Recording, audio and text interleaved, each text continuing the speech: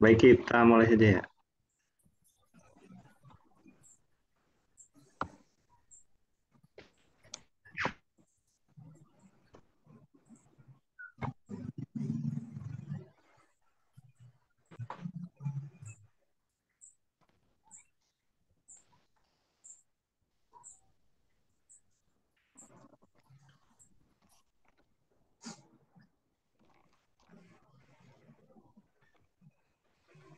Baik, Bapak Ibu semua, kita mulai untuk pertemuan pada hari Minggu kali ini. Bismillahirrahmanirrahim. Assalamualaikum warahmatullahi wabarakatuh. Waalaikumsalam Waalaikumsalam warahmatullahi warahmatullahi wabarakatuh. wabarakatuh. Alhamdulillahirrahmanirrahim. Puji dan syukur kehadirat Allah Subhanahu wa taala yang telah memberikan kita berkah, rahmat serta hidayah sehingga kita dapat kembali dipertemukan pada hari Minggu tanggal 15 Mei tahun 2024 dalam keadaan sehat walafiat. Salawat serta salam senantiasa kita berikan pada junjungan kita Nabi Muhammad Sallallahu Alaihi Wasallam. Semoga memberikan syafaat bagi kita semua, baik di dunia maupun di akhirat nanti. Saya ucapkan selamat pagi Bapak Ibu semuanya. Iya, Bapak. Pak.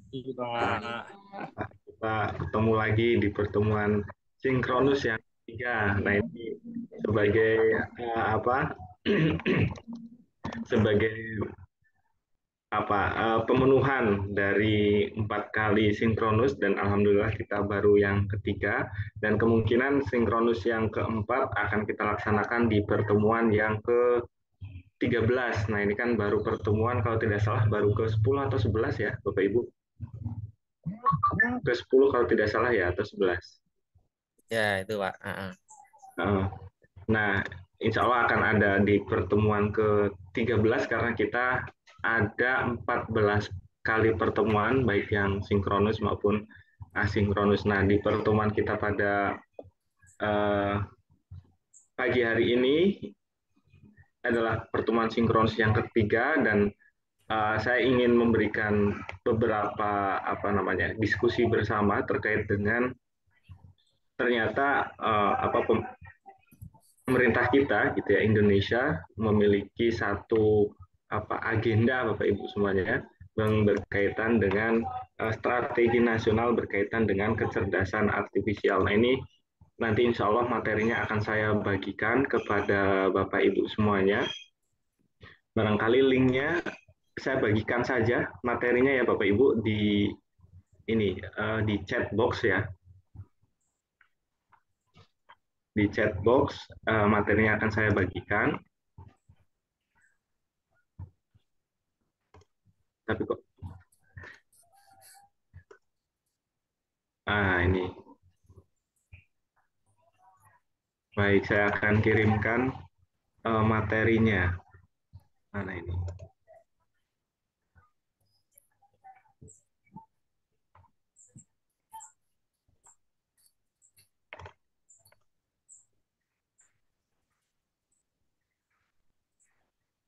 Sebentar.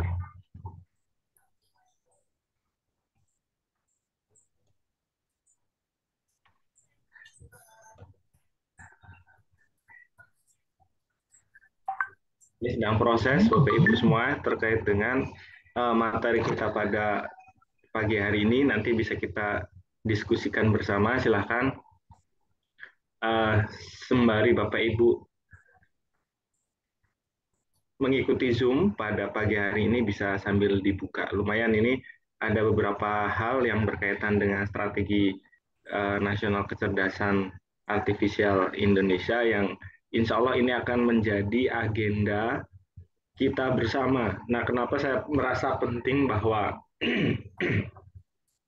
strategi materi ini perlu untuk kita diskusikan bersama karena ini menjadi salah satu agenda bersama kita khususnya bagi kita yang ada di dalam dunia pendidikan karena saya rasa Bapak Ibu semua yang ada di PJJ PAI ini adalah sebagian besar sebagai seorang pendidik baik di madrasah diniyah SD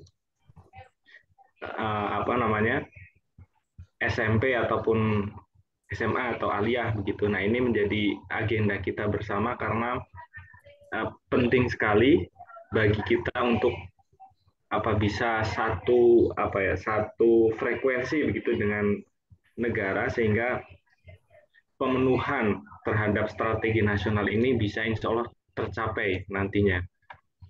Nah, Bapak Ibu semuanya, nanti saya akan share screen di Zoom kita. Namun saya mohon izin untuk mematikan video sehingga jaringan saya tidak terganggu karena saya pakai jaringan HP. Jadi harapannya tidak terkendala seperti itu.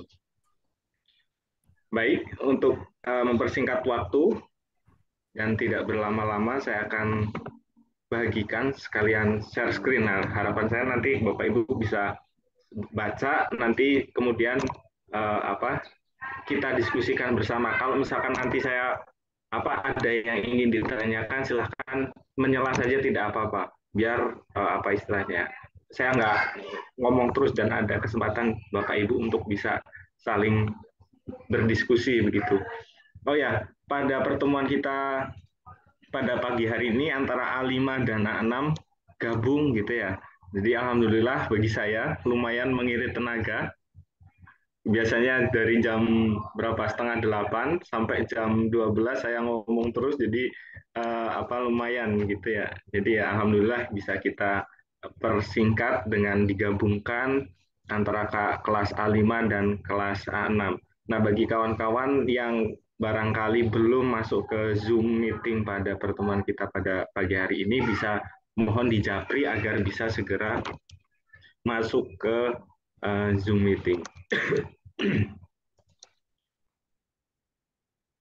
Baik, saya akan share screen.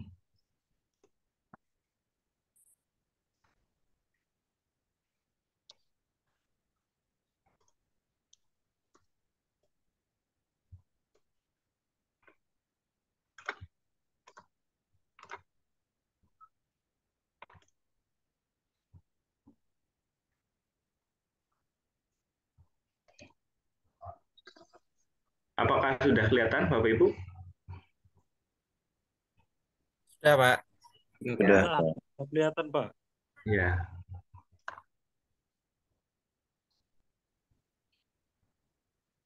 Ya, baik Bapak Ibu. Nah, materi kita pada pagi hari ini insya Allah bermanfaat bagi kita semua, karena ada beberapa hal yang menurut saya penting untuk bisa didiskusikan bersama, karena strategi nasional kecerdasan artifisial Indonesia ini berkaitan dengan bidang pendidikan. Nah, sebetulnya ada beberapa bidang yang menjadi fokus perhatian dari pemerintah,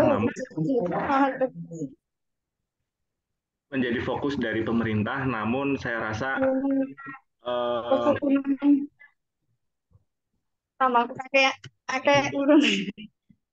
ya bidang pendidikan ini menjadi satu yang paling penting menurut saya untuk bisa kita diskusikan bersama. Kita sebagai seorang pendidik memiliki tanggung jawab untuk bisa ikut mensukseskan strategi nasional kecerdasan Indonesia ini dalam bidang pendidikan. Nah, nantinya kita Bapak Ibu, pengetahuan ini bisa kita manfaatkan untuk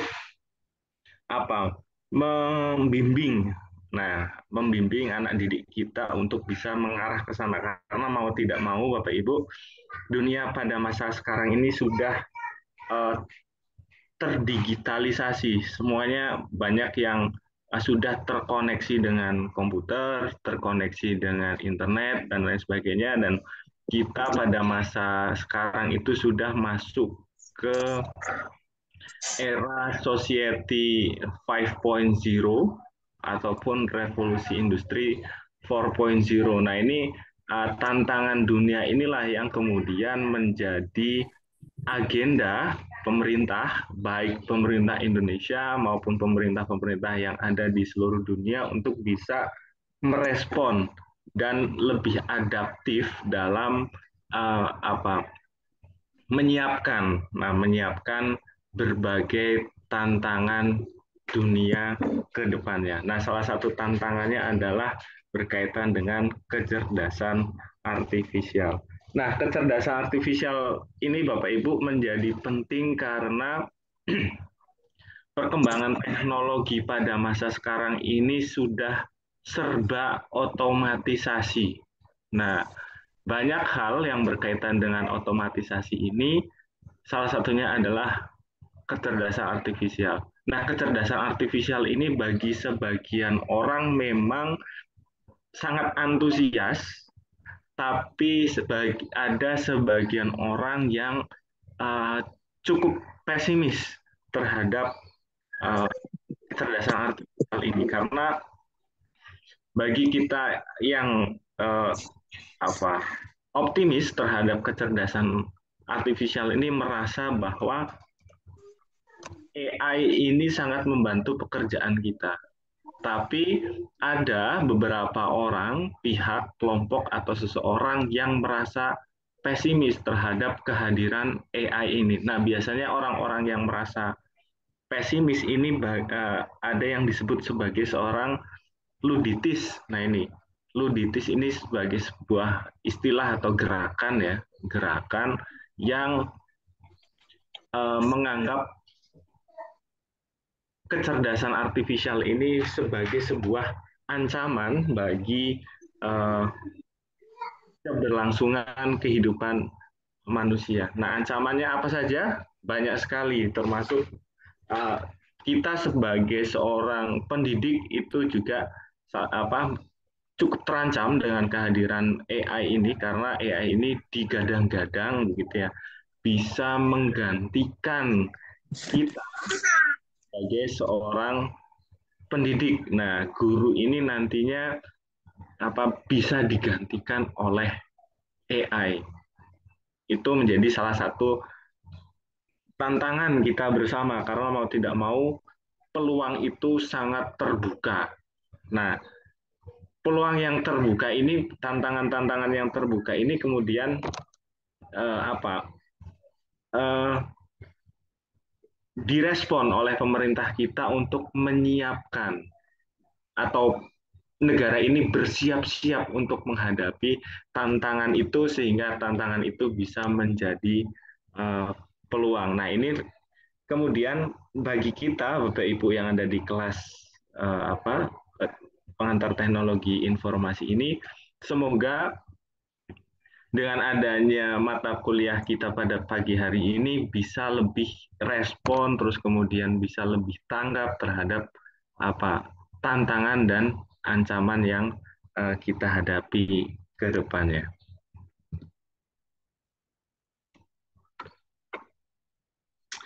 Nah, Bapak Ibu semuanya, Strategi Nasional Kecerdasan Artifisial ini merupakan sebuah kebijakan. Nah, ini dari pemerintah begitu ya menganggap bahwa ini adalah sebuah kebijakan nasional. Nah, ini sifatnya adalah tingkatnya nasional, berarti dari Sabang sampai Merauke begitu ya. Itu diusahakan untuk bisa menerapkan strategi ini begitu. Dan pemerintah menerapkan sebuah kebijakan yang area fokusnya atau bidang prioritasnya itu adalah pada teknologi AI, kecerdasan artifisial atau artificial intelligence begitu. Nah, ini kecerdasan artifisial ini menjadi sebuah acuan bagi kita semua gitu ya, baik kementerian, lembaga, pemerintah daerah dan pemangku kepentingan lainnya itu untuk melaksanakan kegiatan bidang teknologi kecerdasan artifisial di Indonesia. Mau tidak mau kita sebagai seorang agen ya, kita itu sebetulnya adalah bagi kita yang sebagai seorang pendidik itu agen bagi pemerintah itu untuk bisa mensukseskan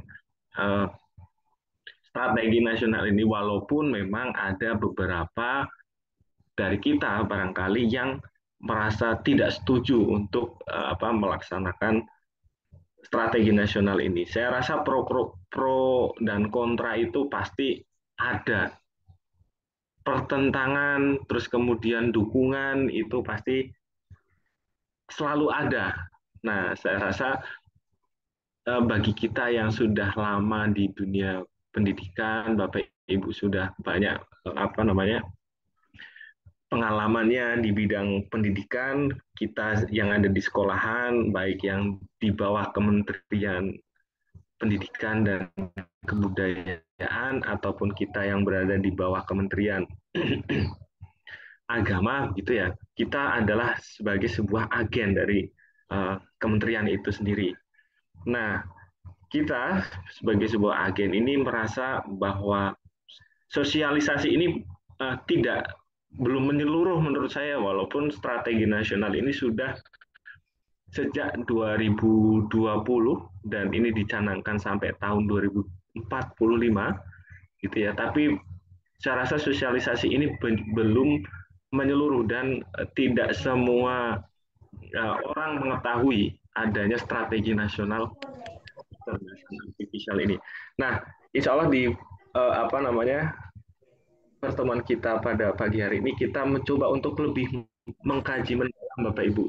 Bagi Bapak Ibu yang barangkali ada apa namanya rasa dorongan atau dukungan, saya sangat mendukung dengan adanya strategi nasional ini, sangat menarik. Tapi bagi barangkali ada Bapak Ibu yang barangkali merasa masuk akal ketika strategi kecerdasan artifisial ini diterapkan di Indonesia, atau misalkan merasa takut nih dengan adanya kehadiran kecerdasan artifisial ini. Nah, pro dan kontra inilah yang kemudian barangkali saya ingin harapkan dari Bapak Ibu dan menghadirkan satu diskusi bersama. Saya akan sangat senang sekali ketika barangkali diskusi kita terkait dengan pro kontra kehadiran kecerdasan artifisial ini datang dari Bapak Ibu semuanya. Nah, ini secara definisi strategi nasional kecerdasan artifisial bisa kita lihat bersama bahwa inilah yang kemudian dari tahun 2020 sampai tahun 2045 ini akan menjadi agenda kita bersama, agenda bangsa, agenda nasional. Nah,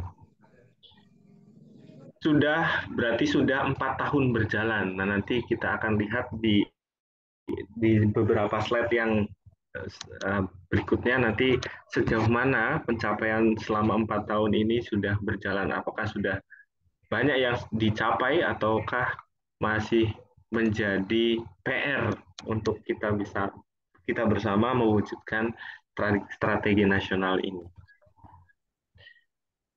Assalamualaikum. Waalaikumsalam, silahkan Pak Saihu. Nggih, nembe saged mlebet niki wong ya. Oh nggih Pak, monggo silahkan. Baik, kita lanjutkan. Latar belakang dari apa namanya penyusunan dari kecerdasan artifisial ini. Karena mau tidak mau Bapak Ibu, kecerdasan artifisial ini berangkat dari peluang dan tantangan. Itu yang yang paling utama. Nah, yang pertama terkait dengan peluang ini ialah bagaimana kita mencoba untuk memanfaatkan AI, Artificial Intelligence ini dalam rangka meningkatkan produktivitas bagi bisnis. Nah ini nanti Bapak Ibu silakan dikritisi, silahkan monggo. Tapi di sini di dalam peluang itu yang pertama disebutkan adalah bisnis Bapak Ibu. Lantas yang kemudian adalah efisiensi investasi pemanfaatan sumber daya manusia. Nah ini baru pemanfaatan sumber daya manusia. Dan baru inovasi. Nah ini inovasi di bidang keuangan, gitu ya. Lantas kesehatan, pendidikan, pertanian, pertahanan dan keamanan, transportasi, dan kelautan. Nah ini Bapak Ibu ini agenda kita dari pemerintah ini, ya monggo silakan dikritisi. Apakah kenapa sih, artinya ya ini saya mencoba untuk memantik Bapak Ibu semuanya, kenapa sih yang disebutkan pertama di sini adalah bidang bisnis gitu ya? Kenapa bukan pada apa namanya, selain bisnis gitu ya? Mungkin misalkan produktivitas di bidang agama lah misalkan, karena mungkin agama itu kan pilar utama berbangsa dan bernegara kita, karena misalkan pertanyaannya adalah kan Pancasila itu kan sila pertama adalah ketuhanan yang Maha Esa, tapi kok malahan yang dibahas pertama di sini kok bisnis begitu. Nah ini monggo silahkan bisa nanti menjadi bahan diskusi kita bersama begitu. Lantas peluang yang selanjutnya adalah memberikan solusi dalam mengatasi masalah infrastruktur gitu ya. Nah ini infrastruktur yang hemat biaya, lantas memberikan layanan sosial yang efektif gitu ya. Lalu merencanakan sumber daya pendidikan yang berkualitas. Nah ini yang menjadi konsen kita bersama, pendidikan yang berkualitas. Lantas membantu pemerintah menyusun kebijakan yang tepat, membangun pasar digital yang aman, lalu membantu pemerintah dalam memberikan layanan terbaik di sektor publik dan lain sebagainya. Nah ini saya rasa menarik Bapak Ibu, ada kata memberikan solusi di sini untuk mengatasi masalah yang dihadapi oleh bangsa Indonesia. Nah nanti kalau saya pribadi fokusnya, karena ini kan sangat luas sekali konteksnya. Nah barangkali nanti kita bisa dikerucutkan ke bidang pendidikan saja seperti ini. Nah barangkali Bapak Ibu, kenapa saya fokuskan di bidang pendidikan? Karena apakah betul kita itu membutuhkan solusi untuk dapat bisa merencanakan itu ya, merencanakan sumber daya pendidikan yang berkualitas. Apakah betul pendidikan kita pada uh, hari ini begitu dewasa ini itu belum berkualitas, ataukah sudah berkualitas namun butuh penyempurnaan di berbagai sisi sana dan sini. Nah ini barangkali bisa menjadi pemantik diskusi kita seperti itu. Nah ini penting karena mau tidak mau kita sebagai seorang praktisi pendidikan gitu ya, kita mengajar setiap hari begitu, bersentuhan langsung dengan pembelajaran begitu. Kira-kira solusi apa sih yang perlu untuk kita dapatkan berkaitan dengan kecerdasan artifisial ini untuk bisa merencanakan sumber daya pendidikan yang berkualitas. Baik sumber daya itu adalah kita sendiri, sumber daya manusianya, kita sendiri, saya, Bapak Ibu semuanya, ataupun para peserta didik. Atau lebih lanjut lagi bagi para para tenaga kependidikan juga. Nah, ini penting untuk bisa menjadi perhatian kita bersama. Ini peluangnya kita, begitu Bapak Ibu.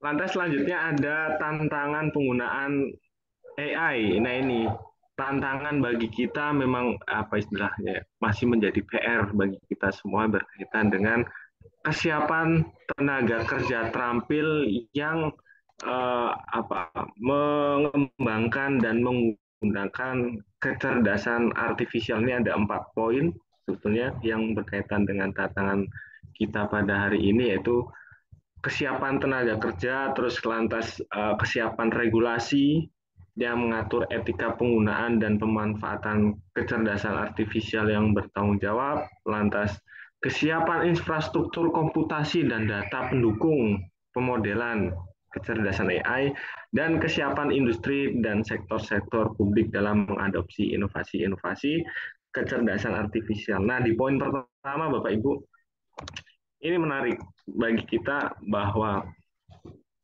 tantangan kita adalah kesiapan tenaga kerja. Nah ini, ternyata kalau bisa kita lihat dari tantangan ini, ada beberapa hal yang tersirat di dalamnya, yaitu karena ini adalah tantangan, masih banyak tenaga kerja kita yang belum terampil dalam bidang kecerdasan artifisial. Artinya apa? Ketika banyak tenaga kerja yang belum terampil, berarti ada satu peluang di sini. Tantangannya banyak tenaga kerja yang belum terampil, berarti peluangnya adalah bagaimana kita, atau baik negara ataupun kita secara individu ataupun agen, itu menyiapkan tenaga kerja terampil di bidang kecerdasan artificial ini. Artinya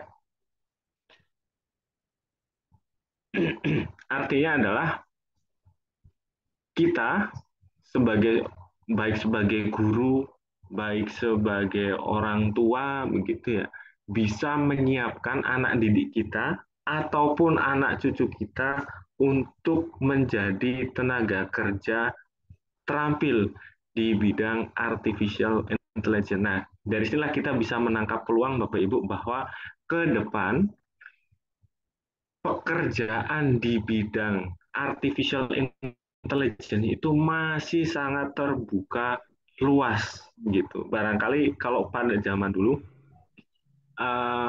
sektor-sektor pekerjaan di bidang eh, pendidikan misalnya banyak orang yang pengen menjadi guru gitu ya.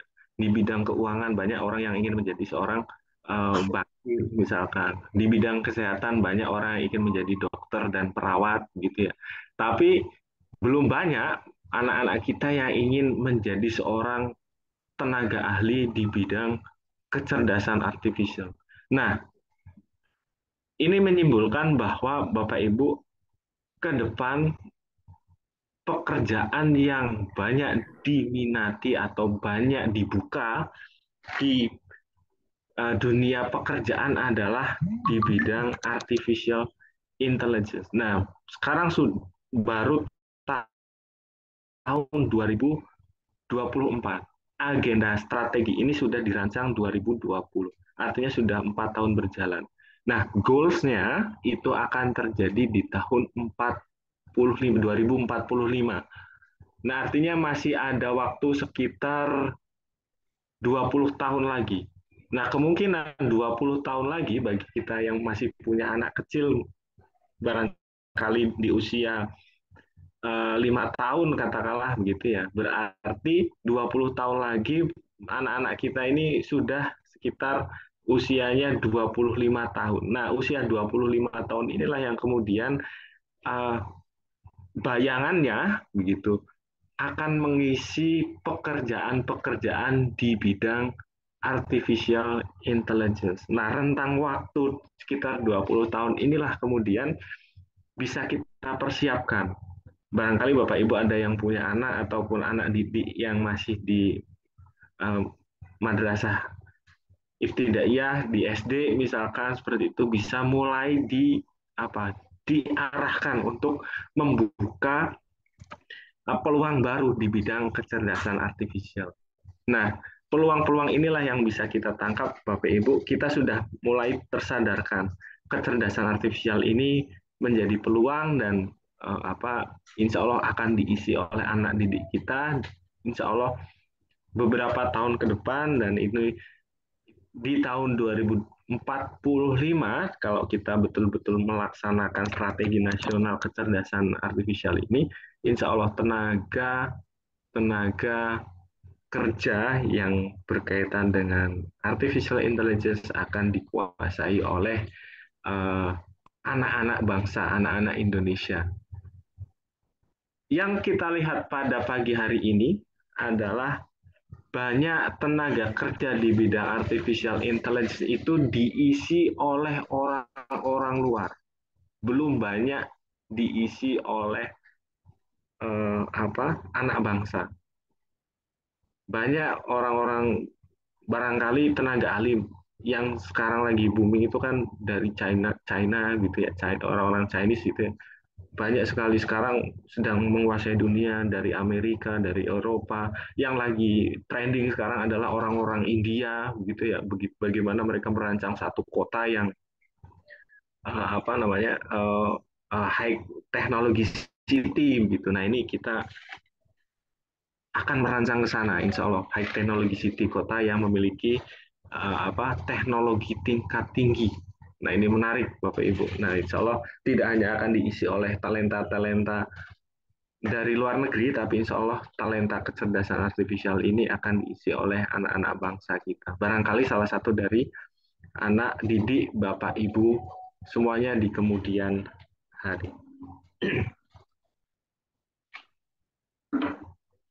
Lantas poin yang kedua adalah tantangannya adalah regulasinya. Nah ini Bapak Ibu, tantangannya regulasi terkait dengan kecerdasan artifisial Indonesia saat ini memang masih sangat minim kalau kita lihat. Jadi uh, terkait dengan etika penggunaan dan pemanfaatan kecerdasan artifisial yang bertanggung jawab ini masih sangat uh, minim sekali begitu. Nah, kita kalau di dalam dunia cyber cyber culture gitu ya, barangkali Bapak Ibu mendapatkan mata kuliah cyber culture terkait dengan etika ini nanti akan masuk ke bab netiquette.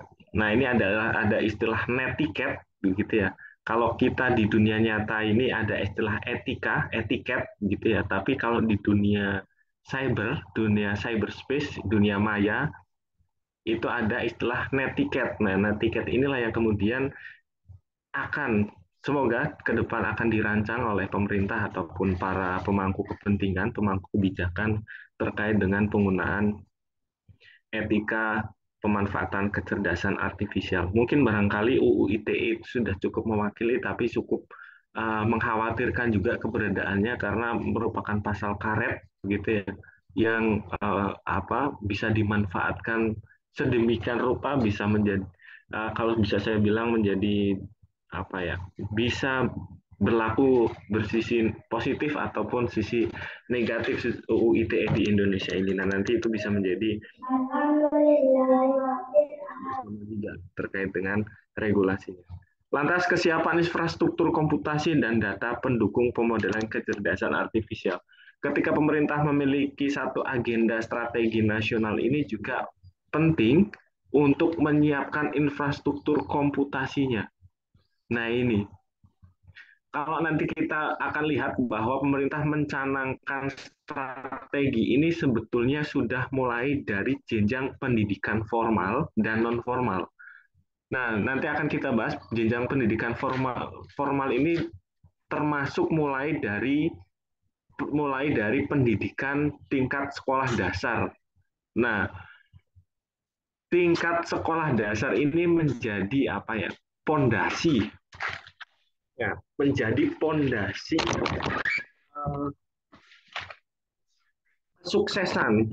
kesuksesan strategi kecerdasan artifisial ini. Karena saya yakin ketika sebuah bangunan pondasinya nggak kuat, maka bangunannya akan rapuh, begitu. Nah, SD ini kan sebetulnya adalah pendidikan dasar yang pertama bagi anak. Nah, ketika pemerintah memiliki satu agenda strategi nasional ini, maka infrastruktur komputasi ini sebetulnya saya rasa harus sudah dilaksanakan mulai dari jenjang SD sebetulnya. Nah, hal ini menyiratkan bahwa tiap-tiap SD yang ada di Indonesia harusnya sudah mulai dibekali dengan infrastruktur komputasi. Nah, imbasnya adalah pada sistem kurikulum di tingkat SD. Nah, kurikulum ini harusnya sudah bisa mengakomodir nanti terkait dengan kecerdasan komputasional anak-anak SD.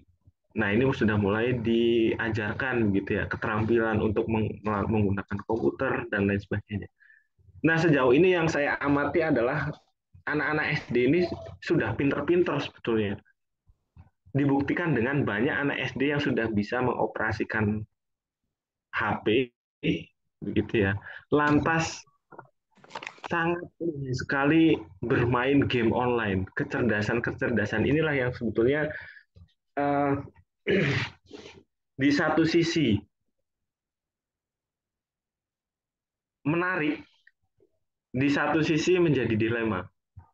Dilemanya apa? Karena anak-anak SD ini kan masih butuh bimbingan, bimbingan kita orang tua, bimbingan guru untuk bisa memanfaatkan teknologi informasi ini, gitu ya. Nah, bekal terhadap pembangunan infrastruktur inilah yang kemudian perlu untuk ditingkatkan dan kemampuan anak-anak kita yang masih SD barangkali gitu ya untuk bisa memanfaatkan kelihayannya, misalkan contoh game online tadi, itulah yang kemudian perlu untuk diarahkan. Poin selanjutnya adalah pada tahap kesiapan industri dan sektor publik dalam mengadopsi inovasi-inovasi kecerdasan artifisial.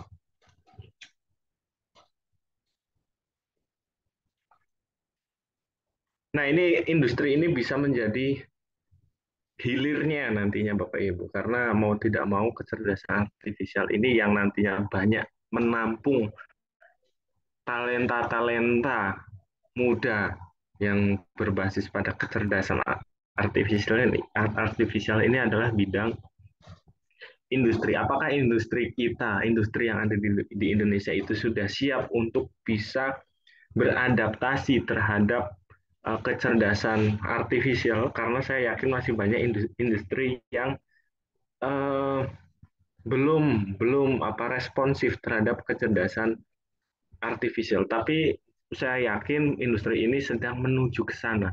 Contoh saja barangkali adalah uh, di sektor perbankan, misalkan industri di sektor perbankan. Sekarang contohnya adalah semakin sedikit yang bekerja sebagai seorang teller bank.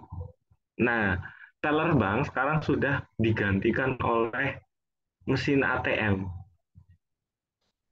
Transaksi tarik tunai, terus kemudian setor tunai sekarang sudah bisa dilakukan di ATM. Kita nggak perlu lagi antri di bank bermenit-menit bahkan sampai berjam-jam untuk bisa ketemu teller gitu ya. Kita pun nggak perlu jauh-jauh pergi dari rumah ke bank, tapi cukup mendatangi ATM terdekat di sekitar rumah gitu atau tempat bekerja. Nah, ini salah satu bentuk kesiapan dari industri yang berkaitan dengan kecerdasan artifisial. Nah, ini menjadi tantangan karena teller yang tadinya dikerjakan oleh manusia sekarang sudah dikerjakan oleh mesin. Nah, ini ada disrupsi di sini. Nah, makanya kita harus menyiapkan talenta muda yang bisa menjalankan kecerdasan AI gitu ya. Jadi tidak tergerus oleh AI tersebut. Artinya kita bisa menciptakan pekerjaan di bidang AI bukan malah digantikan oleh AI. Nah, ini barangkali akan kita bahas di slide-slide berikutnya yang cukup menarik terhadap kesiapan industri ini.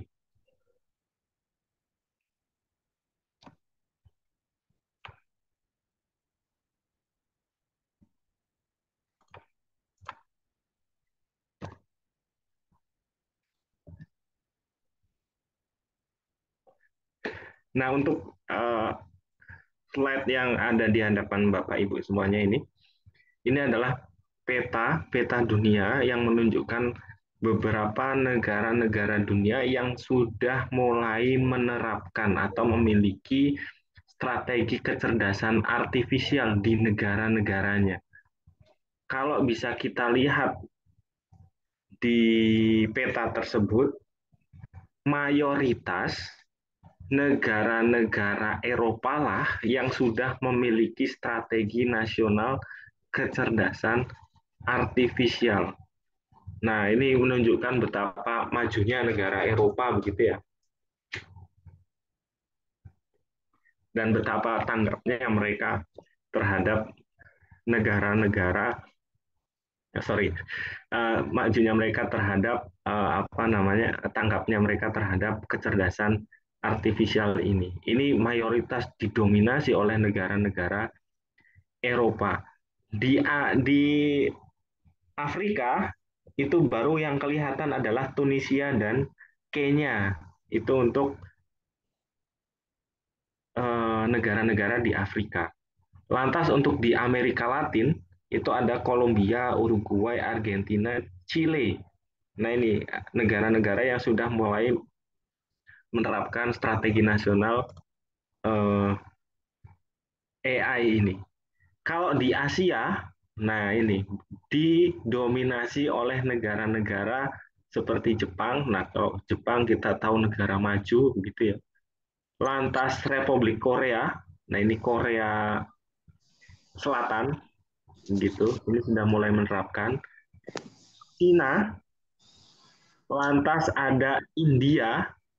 Nah, yang paling menarik adalah Malaysia dan Singapura itu juga sudah punya. Nah, kita tahu Singapura menjadi salah satu negara maju di wilayah Asia Tenggara begitu. Lantas eh, saudara kita, negara tetangga kita yaitu Malaysia juga sudah punya. Nah, ini berarti kan mereka sudah memang tanggap sekali terhadap keberadaan AI ini. Kalau di Amerika jelas Kanada, USA dan Meksiko, Amerika Serikat begitu ya, mereka negara-negara yang memang maju begitu, jadi tidak asing lagi. Rusia jelas itu. Lantas di benua Australia, Australia itu sendiri dan New Zealand itu sudah mulai menerapkan strategi kecerdasan artifisial. Nah, ini menarik Bapak Ibu, ini peta-peta dunia. Belum semua negara di dunia yang menerapkan strategi kecerdasan artifisial. Nah, artinya bahwa Indonesia sudah mulai responsif terhadap perkembangan zaman dan harus memiliki apa? Harus memiliki agendanya sendiri terkait dengan perkembangan kecerdasan artifisial. Nah, ada 4 fokus terkait dengan strategi nasional kecerdasan artifisial ini. Yang ada di Indonesia, fokus yang pertama adalah etika dan kebijakan. Itu menjadi fokus kita, berbagai macam regulasi sedang dirancang oleh kementerian, lintas kementerian ya sebetulnya, negara gitu, maupun pemerintah daerah. Lantas fokus lainnya adalah pengembangan talenta, infrastruktur dan data, serta riset dan inovasi industri. Nah, di pertemuan kita pada pagi hari ini, saya akan fokus ke pengembangan talenta, karena mau tidak mau, pengembangan talenta inilah yang kemudian bersentuhan langsung dengan kita. Walaupun jurusan yang Bapak Ibu ambil adalah jurusan PAI, Pendidikan Agama Islam, tapi mau tidak mau pengembangan talenta di bidang kecerdasan artifisial ini menjadi salah satu tanggung jawab kita bersama. Barangkali Bapak Ibu ada yang menjabat di sekolahan masing-masing begitu ya, punya andil yang cukup besar di sekolahan begitu ya, itu sudah dengan adanya fokus-fokus ini bisa ikut berkontribusi gitu dalam upaya penyediaan atau pengembangan talenta kecerdasan artifisial.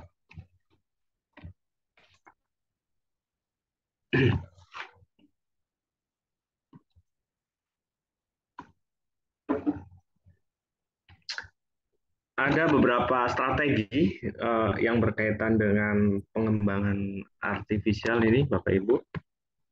Yang pertama adalah strateginya memaksimalkan bonus demografi Indonesia. Nah, ini kebetulan kita itu memiliki jumlah penduduk yang terbesar, kalau tidak salah sekarang masih yang keempat, ya 200 juta lebih penduduk Indonesia, dan keuntungannya adalah didominasi oleh usia produktif. Nah ini usia produktif itu kalau tidak salah setahu saya di rentang usia 15 sampai 45 tahun. Itu usia produktif. Di atas 45 sampai 60 itu sebetulnya ya masih sangat produktif juga. Cuman yang lagi puncak-puncaknya begitu istilahnya begitu ya. Puncak produktivitas itu dari 15 sampai 45. Nah, 45 tahun sampai 60 itu sudah mulai menurun, walaupun penurunannya tidak terlalu tajam, gitu ya. Tapi itu masih sebetulnya masih usia produktif dari 15 sampai 60, tapi puncaknya pada usia 45 tahun. 45 tahun ke 60 itu sudah mulai menurun. Nah, bonus demografi yang didominasi oleh para pemuda gitu ya ini bisa dimanfaatkan oleh negara untuk bisa mengembangkan talenta kecerdasan artifisial Indonesia. Nah, usia-usia produktif inilah yang kemudian bisa dimanfaatkan sebagai tenaga kerja yang siap pakai sekaligus berdaya saing dan berkarakter. Nah, pengembangannya itu bisa melalui proses pendidikan formal dan non formal ya. Kalau pendidikan formal ya SD, SMP, SMA di sekolah-sekolah. Kalau non formal ya itu bisa melalui lembaga-lembaga kursus ataupun sertifikasi begitu. Nah, inilah Bapak Ibu bonus demografi ini bisa dimanfaatkan oleh kita semua. Lantas memanfaatkan jumlah generasi muda yang berminat di bidang kecerdasan artifisial untuk membangun talenta-talenta kecerdasan Indonesia yang unggul dan siap pakai melalui sistem pendidikan yang efektif dalam rangka menyukseskan peta jalan industri Indonesia Making Indonesian 4.0. Nah, ini Making Indonesian 4.0 itu adalah revolusi industri 4.0 yang ditandai dengan adanya IoT, Internet of Things, semuanya berkaitan dengan internet dan big data. Adanya satu agenda, satu data bersama dari seluruh dunia. Nah, ini Bapak Ibu, keuntungan jumlah generasi muda yang minat di bidang artificial intelligence itu sebetulnya banyak sekali ya Bapak Ibu. Banyak generasi muda kita tadi saya omongkan bahwa minat terhadap apa game online lah, contohnya game online. Banyak sekali game online yang ada di internet yang lagi trending itu seperti Mobile Legends, Free Fire, terus PUBG dan lain sebagainya. Itu menunjukkan betapa generasi muda itu sebetulnya minat terhadap bentuk-bentuk teknologi digital. Nah, kita sebagai orang tua, sebagai pendidik sebetulnya perlu untuk mengarahkan yang mereka yang tadinya anak-anak ini kan sebetulnya menjadi target sasaran konsumen dari perusahaan-perusahaan game ini. Anak-anak muda kita itu dimanfaatkan untuk menjadi konsumen. Nah, peran penting kita sebagai seorang pendidik adalah menyiapkan anak-anak didik yang kelihatannya itu sudah termakan oleh budaya konsumerisme di bidang game online ataupun di bidang digitalisasi ini menjadi seorang produsen. Nah, ini fungsinya kita sebagai seorang pendidik adalah tidak hanya menjadikan anak didik kita itu sebagai konsumen yang pasif target dari industri-industri digital, tapi kita juga perlu untuk menyiapkan anak didik kita untuk bisa menjadi produsen.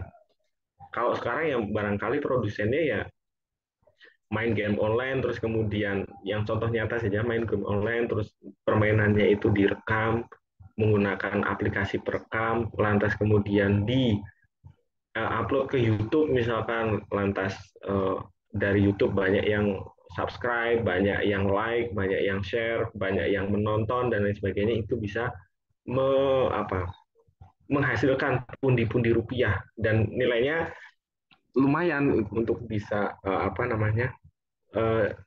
rupiah ataupun uang yang bisa dihasilkan dari upaya produktif tersebut gitu ya.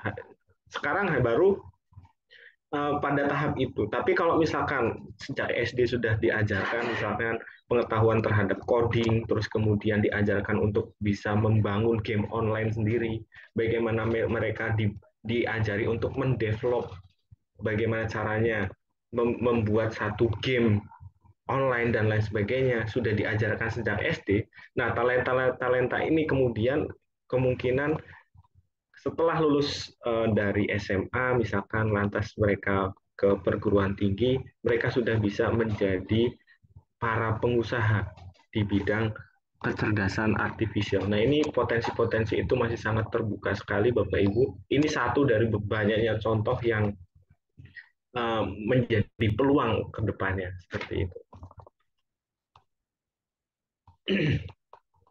Nah, ini poin selanjutnya adalah merekrut talenta kecerdasan artifisial untuk tenaga terampil yang akan mengembangkan serta mengoperasikan kecerdasan artifisial di sektor bidang prioritas nasional. Nah, sektor bidang prioritas nasional itu kan banyak sekali. Nah, sekarang potensinya adalah prioritas-prioritas pembangunan nasional itu sering memanfaatkan para ahli IT. Sekarang desain itu juga pakainya komputer. Mau bangun gedung, mau bikin jembatan dan lain sebagainya. Permodelannya itu sudah dibangun dulu menggunakan komputer. Nah, keahlian-keahlian di bidang komputerisasi inilah yang kemudian banyak dibutuhkan oleh perusahaan-perusahaan. Banyak sekarang desainer-desainer, terus arsitektur-arsitektur yang memanfaatkan kecerdasan artifisial untuk bisa memanfaatkan kecerdasan para talenta ini. Nah, ini peluang-peluang Bapak Ibu yang bisa dikembangkan dan dimanfaatkan. Artinya bahwa banyak sekali hal-hal yang barangkali akan terdisrupsi oleh adanya teknologi, tapi saya rasa juga akan banyak muncul pekerjaan-pekerjaan baru yang disebabkan oleh adanya artificial intelligence ini. Tinggal kita bagaimana kita sebagai orang tua, sebagai seorang pendidik, mengarahkan mereka. Idenya dari mana mereka akan menemukan sendiri. Karena setiap masalah pasti ada solusinya, dan setiap masalah yang berkaitan dengan kecerdasan artificial pasti akan ada solusi yang dihasilkannya juga.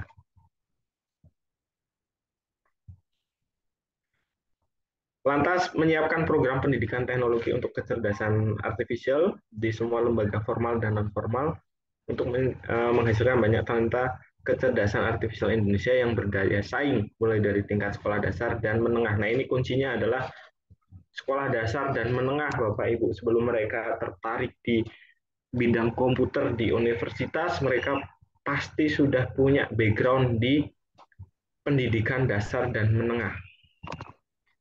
Nah, bagi mereka yang tertarik terhadap kecerdasan artifisial ini dibangun sejak sekolah dasar, gitu ya. Artinya perlu adanya program pendidikan. Nah, ke depan saya rasa penting untuk bisa menyusupkan di dalam kurikulum pendidikan dasar dan menengah itu yang lebih kepada penerapan teknologi informasi dan komunikasi, khususnya pada pengembangan kecerdasan artificial ini. Harapannya tadi anak-anak didik kita tidak hanya sebagai seorang konsumen saja, tapi juga sebagai seorang produsen di bidang kecerdasan artifisial.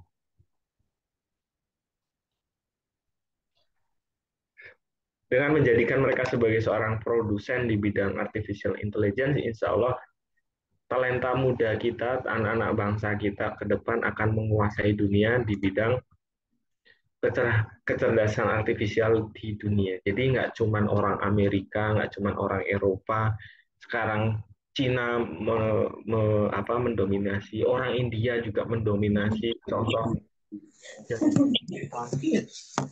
itu juga ternyata orang India, begitu ya. India perlu untuk perkembangan dari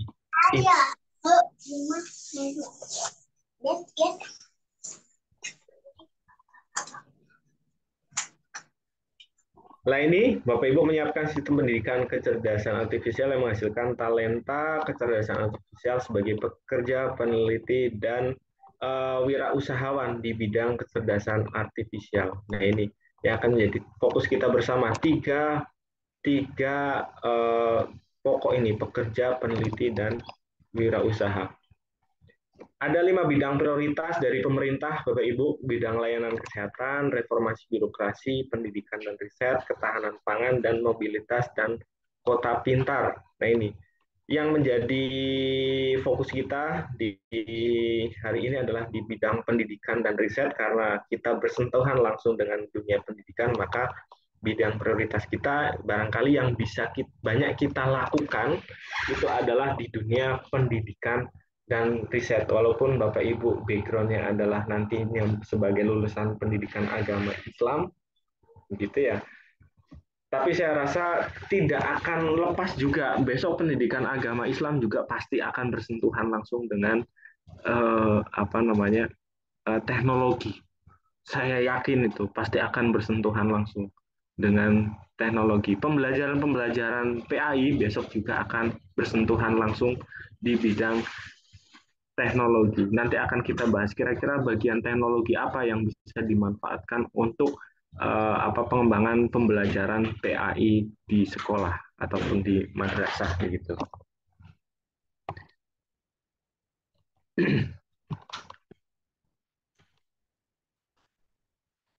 Nah, kalau dilihat dari kerangka kerja nasionalnya bisa dilihat oleh Bapak Ibu semuanya, mulai dari bawah, bangunan pondasinya itu adalah pemerintah harus menciptakan atau membangun atau membuat satu etika dan kebijakan. Itu etika dan kebijakan ini menjadi semacam pondasi bagi kita semua dalam melaksanakan kerangka kerja strategi nasional ini, yang etika dan kebijakan itu pastilah kalau untuk Indonesia harus sesuai dengan nilai-nilai Pancasila, ketuhanan, kemanusiaan, persatuan, keadilan, dan lain sebagainya. Itu 5 pilar itu di dalam penyusunan etika dan kebijakannya. Lantas ada pilarnya, tiangnya, yaitu infrastruktur dan pengembangan talenta ini, yaitu kalau infrastruktur itu mencoba untuk mewujudkan ekosistem gitu ya, ekosistem kecerdasan artifisial, sedangkan pengembangan talenta itu menyiapkan talentanya. Nah, penyiapan talenta itu kan pastilah dari lembaga pendidikan baik yang formal maupun non formal gitu. Lantas riset dan inovasi industri, nah ini menarik karena ini biasanya dilakukan oleh lembaga riset negara ataupun kampus-kampus. Tidak menutup kemungkinan sekolah-sekolah, karena ke depan saya rasa guru-guru juga dituntut tidak hanya bidang pengajaran saja, tapi juga dituntut untuk penelitian juga. Dan saya rasa bagi guru yang mampu untuk ikut melakukan penelitian itu menjadi nilai tambah begitu ya, dan pasti akan berdampak juga di karirnya gitu. Kemudahan-kemudahan karir ketika seorang guru melakukan wilayah riset.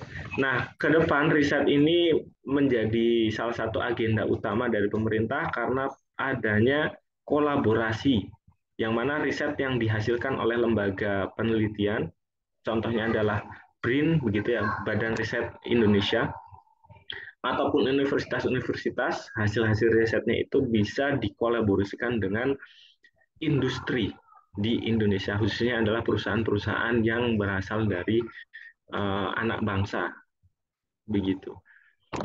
Lantas di atasnya lagi fokusnya itu adalah pada 5 bidang prioritas kecerdasan artifisial, dan pada goals-nya atau pada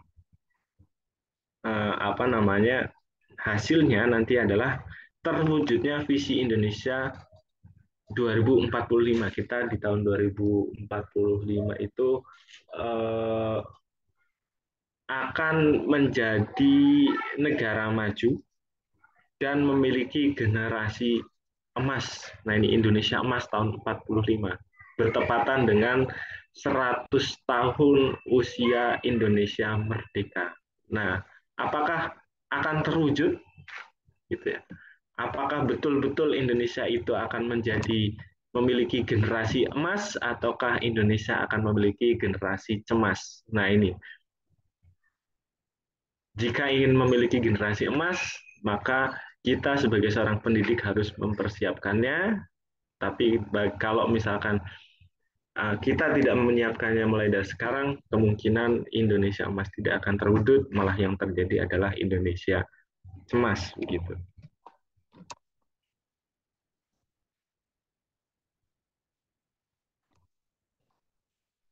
Nah, kalau dilihat dari visi misi ini bisa dilihat bersama. Kalau visi misinya sama dengan Indonesia Emas tahun 2024, yaitu yang Indonesia yang berdaulat, maju, adil, makmur, melindungi segenap bangsa Indonesia, seluruh tumpah darah Indonesia, memajukan kesejahteraan umum, mencerdaskan kehidupan bangsa, dan melaksanakan ketertiban dunia berdasarkan kemerdekaan, perdamaian abadi, dan keadilan sosial. Ini satu visi dengan Indonesia Emas. Jadi strategi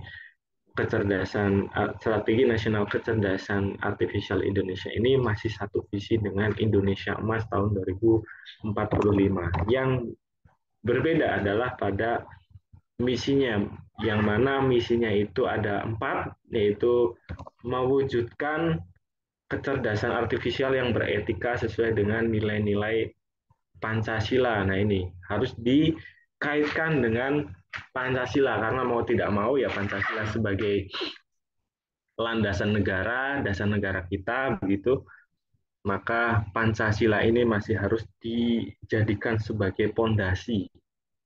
Bangsa Indonesia masih harus berpegang teguh pada Pancasila. Lantas misinya adalah mampu menyiapkan talenta kecerdasan artificial Indonesia yang mampu berdaya saing secara global. Nah ini, Bapak Ibu, mampu berdaya saing secara global karena kompetisinya itu dilakukan oleh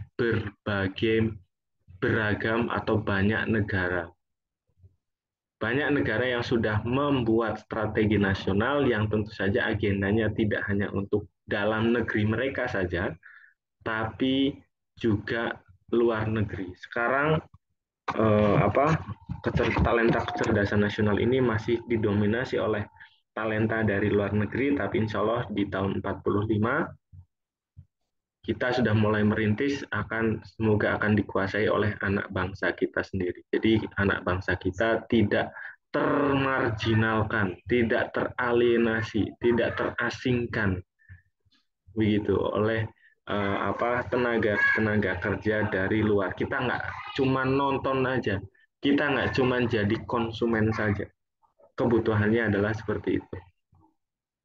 Lantas misinya adalah bagaimana negara menciptakan satu ekosistem dan infrastruktur yang bisa mendukung terwujudnya strategi nasional tersebut, dan yang ketiga adalah mengembangkan kolaborasi riset dan inovasi di bidang artificial intelligence untuk reformasi birokrasi serta industri.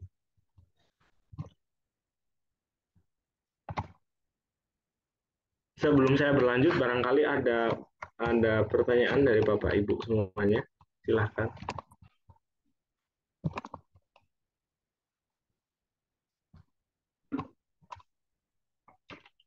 Jika Anda monggo.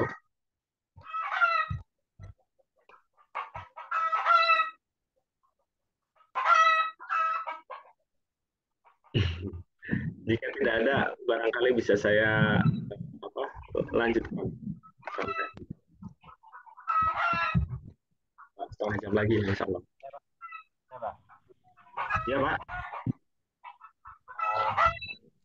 Sedikit menanggapi bagaimana terkait menyikapi perkembangan program pemerintah penerapan AI itu, Pak ya. Sedangkan ini Pak, permasalahan yang kita hadapi pertama di generasi kita, mungkin pertama dari siswanya. Biasanya siswa itu kan Bapak sampaikan hanya sebagai konsumen atau pemakai. Kemudian kendala keduanya adalah biasanya orang-orang zaman sekarang, terutama orang Indonesia, menurut pendapat saya itu sudah bangga ketika dia menjadi besar untuk game. Ketika dia main game, dia sudah pro, dia sudah bangga, tidak ingin meningkatkan ke level pembuat, bukan pemakai tapi pembuat. Itu mungkin Pak. Terus yang kedua, faktor guru sendiri. Guru Indonesia, bukan di Indonesia ya, mungkin di saya Pak.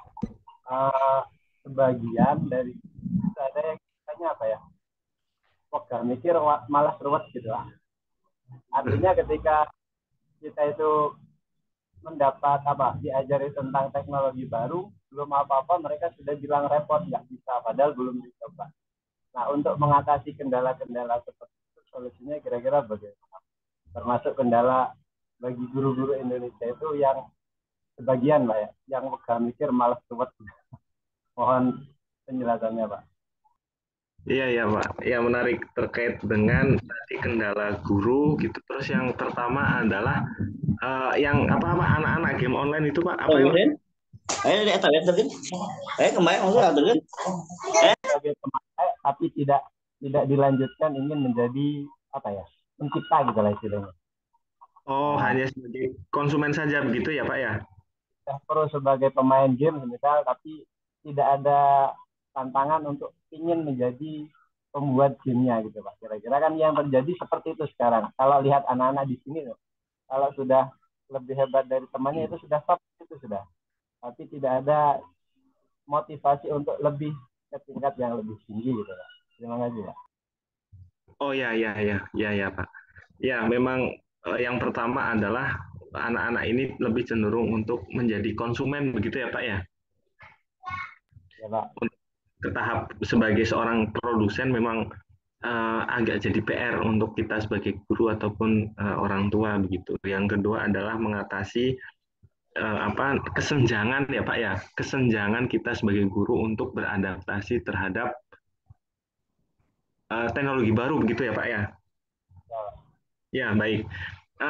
Saya mungkin ini Pak untuk ide yang saya garis bawahi dulu untuk yang guru-guru Bapak Ibu.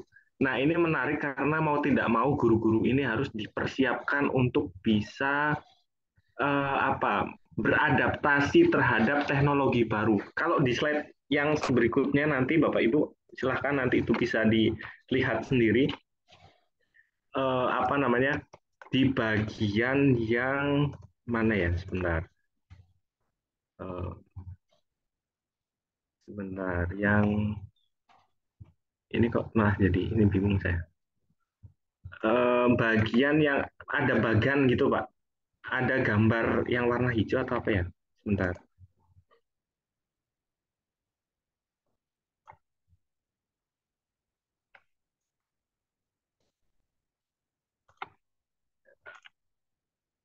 Ini mengembalikan ke ininya Pak.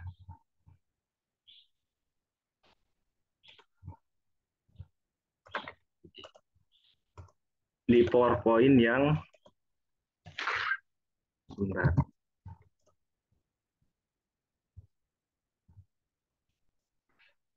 Nah, yang bagian hampir akhir Pak. Nah, ini ada bagan aplikasi dan kecerdasan artifisial di bidang pendidikan. Nah, ini kan nanti akan membebani Bapak Ibu semuanya ini. Bagaimana data demografi, gitu ya. Bank data, bank pertanyaan nih, bank soal, student exam data, multimedia content course, teacher performance, VR or AR data, student performance, game and its scenarios. Nah ini. Terus ada intelligence online education, intelligence tutoring system, adaptive learning system, adaptive assessment sampai pada precision learning system. Nah, ini adalah nantinya aplikasi-aplikasi yang disiapkan oleh pemerintah agar bisa dikuasai oleh Bapak Ibu semuanya. Kelihatan nggak Bapak Ibu share screen-nya? Kelihatan, Pak. Kelihatan. Ini sedang ibaratnya itu roadmap-nya sedang disiapkan oleh pemerintah untuk bisa membantu Bapak Ibu di dalam pengajaran.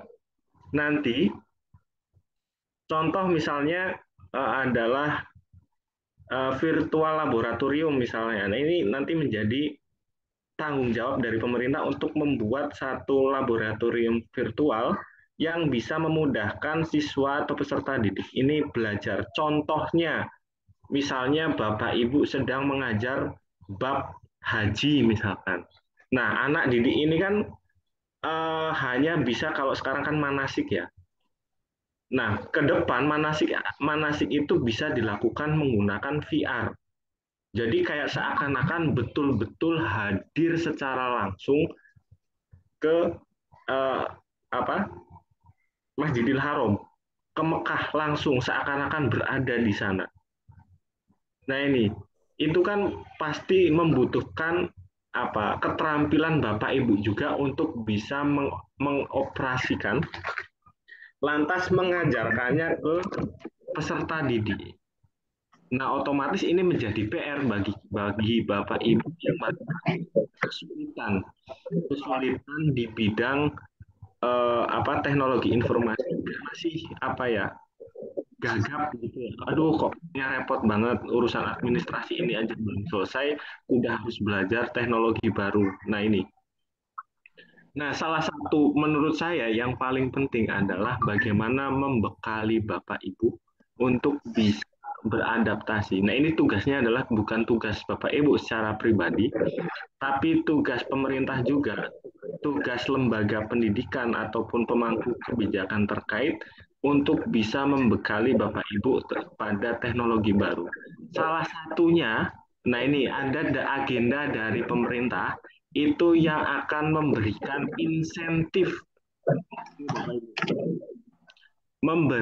insentif kepada Bapak Ibu dalam upaya pemenuhan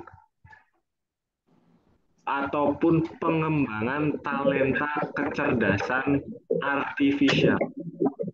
Nah, insentifnya ini bisa berupa barang, bisa berupa uang ke depannya.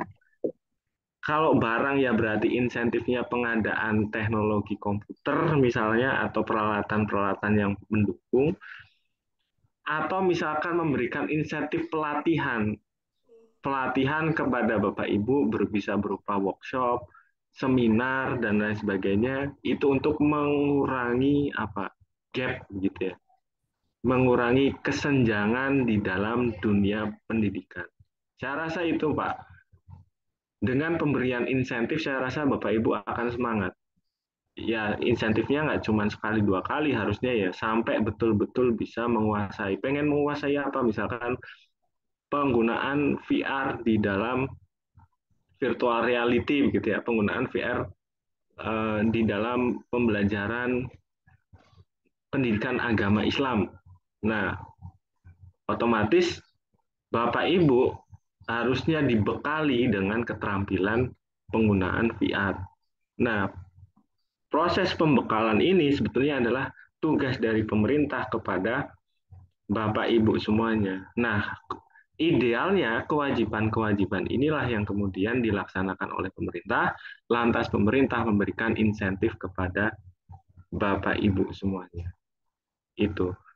Lantas yang kedua adalah pada anak-anak kita itu lebih kepada seorang konsumen. Target memang Bapak Ibu, target konsumen.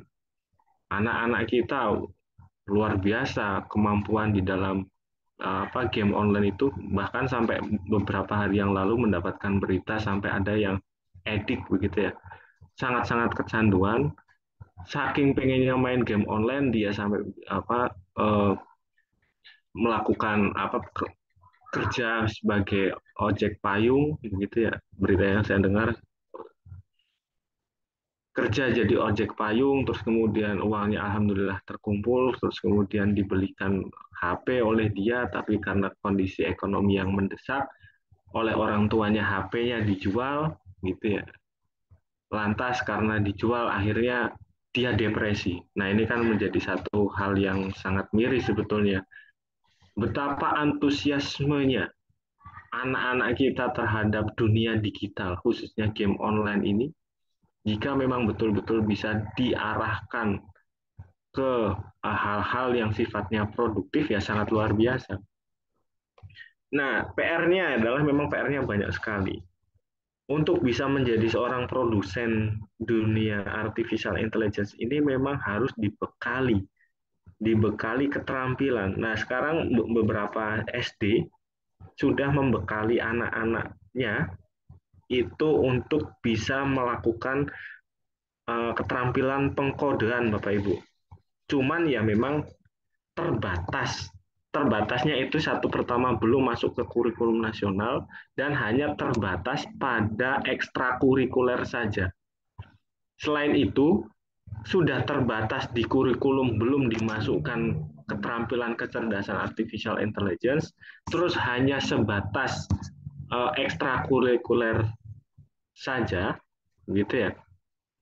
Lantas belum menyeluruh ke seluruh sekolah-sekolah yang ada di Indonesia. Nah, ini hanya beberapa sekolah-sekolah saja yang ya sekolah, bisa dikatakan sekolah-sekolah yang bonafit, sekolah-sekolah yang swasta yang SPP-nya mahal begitu ya, ataupun sekolah-sekolah yang memang sudah betul-betul tanggap terhadap tantangan-tantangan dunia ke depan. Karena mau tidak mau ini berkaitan dengan kita sebagai seorang agen di pemerintah betul-betul tanggap, punya kebijakan di level sekolah untuk bisa menyiapkan anak didik kita itu di bidang tersebut. Kalau anak didik kita suka bermain game online, misalkan mereka sebagai konsumen, ya kita sebagai, kalau levelnya di rumah lantas setiap orang tua atau setiap rumah harus punya komputer, harus punya bisa kemampuan coding, saya rasa itu agak berat sekali.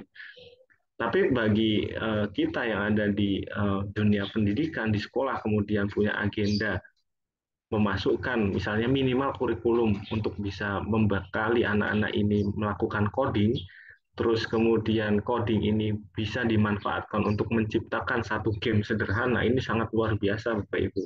Bagaimana SD-SD yang ada di pelosok misalkan di daerah-daerah 3T, tapi infrastruktur digitalnya sudah terpenuhi, lantas ada salah satu guru, minimal misalnya salah satu guru dibekali untuk bisa mengakomodir keterampilan kecerdasan artifisial, keterampilan komputasional, keterampilan digital ini untuk bisa membimbing anak didiknya di bidang komputasional, ini sangat luar biasa. Insya Allah, walaupun statusnya adalah 3T, tapi punya keterampilan di bidang artificial intelligence ini, ataupun komputer dan internet digital ini, insya Allah nggak ketinggalan dengan sekolah-sekolah yang ada di tengah kota, Bapak Ibu. Nah, oleh sebab itu memang inilah isu-isu inilah Bapak Ibu, bagi kita yang ada di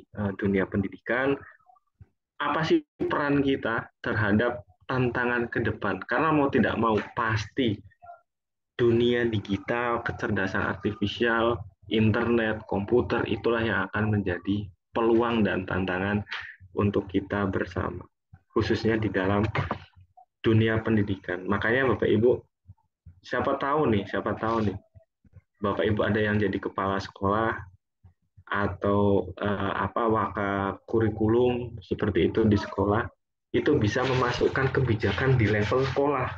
Karena kebijakan di level nasional itu sebetulnya ya ini sudah ada fundamentalnya ya, sudah ada bangunan, sudah ada fondasinya untuk bisa membangun hal tersebut.